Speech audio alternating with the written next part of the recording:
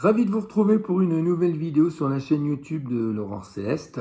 Je continue donc dans la présentation des personnages qui ont marqué de leur empreinte sur les questions de spiritualité, scientifico-spirituelle également.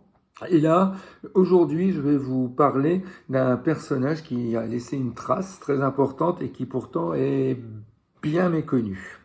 Alors, pour celles et ceux qui me connaissent, vous savez à quel point j'ai beaucoup de respect et de sympathie pour tout ce qui sont les écrits de Allan Kardec. Voilà, Allan Kardec, vous connaissez, le codificateur du spiritisme, voilà, qui écrit le livre des esprits, le livre des médiums, etc. Et qui a laissé une trace très importante au milieu 19e siècle. Eh bien, il y a eu, après Allan Kardec, sa suite, évidemment. Et dans la suite d'Allan Kardec, il y a eu un personnage très intéressant qui s'appelle Pierre Gaëtan Leymarie. Leymarie, L-E-Y-M-A-R-I-E. Alors, qui est Pierre Gaëtan Leymarie? Alors, il faut savoir une chose. Vous, comme peut-être beaucoup le savent déjà, la tombe d'Allan Kardec se situe au cimetière du Père-Lachaise. C'est l'une des tombes les plus fleuries d'ailleurs du cimetière, qui est située donc dans la 44e division. Eh bien, sachez que la tombe de Pierre Gaëtan Leymarie, pour l'avoir déjà vu également, se situe au cimetière du Père-Lachaise, dans la division 70, voilà, je vous donne l'information si un jour vous y allez, et sa tombe est également en forme de dolmen, mais beaucoup plus petite que celle d'Allan Kardec. Et comme il est évidemment moins connu, il faut un peu chercher dans la division 70 pour tomber dessus. Alors je vous donne l'information parce que je l'ai devant moi concernant sa tombe. Alors il est indiqué sur la tombe d'Allan Kardec: naître, mourir, renaître et progresser sans cesse, telle est la loi. Il est indiqué sur celle de Pierre Gaëtan Leymarie: mourir, c'est quitter l'ombre pour laisser place à la lumière. Voilà. Donc, c'est l'information que je voulais vous donner. Si un jour vous allez au cimetière Père-Lachaise, la tombe de Pierre Gaëtan Leymarie se situe dans la division 70, mais je ne vous cache pas, il faut chercher un petit peu. Bien. Alors, Pierre Gaëtan Leymarie est né en mai 1827 et il est décédé en avril 1901. Donc, il a vécu quasiment 84 ans. Et c'est donc Pierre Gaëtan Leymarie est un éditeur qui a pris la succession d'Allan Kardec au sein du mouvement spirit à la fin du 19e siècle. Alors il a une enfance en Corrèze, il s'installe très très jeune à Paris pour subvenir aux besoins de sa famille en raison d'un soutien affiché aux idées républicaines de l'époque. Et en 1851, il s'est exilé un petit peu au Brésil parce qu'il y a eu un coup d'État avec la monarchie Bonaparte, évidemment, à l'époque. Et il est revenu en France en 1860 et il a fondé avec Jean Massé. Alors Jean Massé, vous avez peut-être déjà entendu parler des écoles Jean Massé, des lycées Jean Massé, il y en a un peu partout en France.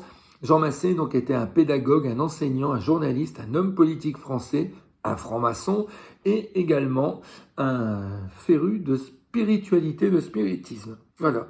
Un peu comme Victor Hugo, l'écrivain, qui était d'ailleurs qui connaissait Allan Kardec de son époque. Et voilà, ce sont toutes des personnes qui ont œuvré également, alors peut-être un peu plus dans l'ombre, et des choses qu'on ne connaissait pas, ou des traits qu'on ne connaissait pas d'eux. Mais voilà, ce sont des personnes également qui ont œuvré dans ce qui tourne autour de la spiritualité. Voilà. Alors, comment en est-il arrivé, Leymarie, à s'intéresser aux écrits spirites? Donc, il travaille dans l'édition et un jour, il découvre le livre des esprits d'Allan Kardec. Il le lit, il est ravi. Il l'a rencontré également, puisque Kardec est décédé en 1869, Leymarie est né en 1827. Donc, Leymarie a eu l'occasion de côtoyer Kardec, voilà. Et au décès de Kardec en 1869, il succède à la tête de la Société Spirit et devient même d'ailleurs le directeur de la Revue Spirit à la suite. À partir de 1878, il a fondé la Société scientifique d'études psychologiques et il organisait régulièrement des conférences à travers le monde sur la doctrine spirit et il a continué le travail de Allan Kardec. Voilà. Donc Pierre Gaëtan Leymarie était évidemment quelqu'un qui aimait les témoignages, un peu comme j'ai parlé d'une précédente vidéo sur le père François Brune, et il a poursuivi donc son travail assez assidûment. Alors il a eu quelques petits soucis, comme Kardec en a eu également avec le pouvoir de l'époque. Et les maris aimaient prendre des photographies où il essayait de prouver qu'il y avait des esprits, évidemment, qui se manifestaient sur ces photos. Et évidemment, ça n'a pas toujours plu à une certaine autre catégorie de scientifiques très fermés qui ne voyaient que supercherie. Donc Pierre Gaëtan Lesmarie a même été condamné à 1 an de prison. Vous voyez jusqu'où ça a été. Évidemment, et par chance, il y a énormément de témoignages et de soutiens qui sont arrivés à travers le monde pour Lesmarie, et le pouvoir n'a pas eu d'autre choix que de gracier Pierre Gaëtan Lesmarie. Voilà. Il a beaucoup participé également avec la veuve d'Allan Kardec, Amélie, qui est décédée beaucoup plus tard que son mari, à développer donc la doctrine et en même temps la revue Spirit. Voilà.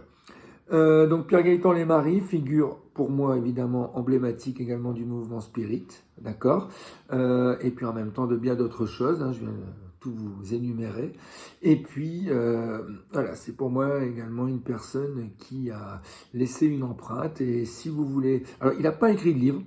Voilà, il n'a pas écrit de livre, mais c'est une personne qui a vraiment participé à l'évolution et à la suite de la transmission de la vie après la mort à travers évidemment l'enseignement scientifique qu'on peut également, parce que la science peut également et est également très importante dans l'évolution spirituelle. Je vous remercie de m'avoir écouté pour le personnage de Pierre Gaëtan Lesmarie, et je vous dis à très bientôt pour d'autres vidéos sur d'autres personnages.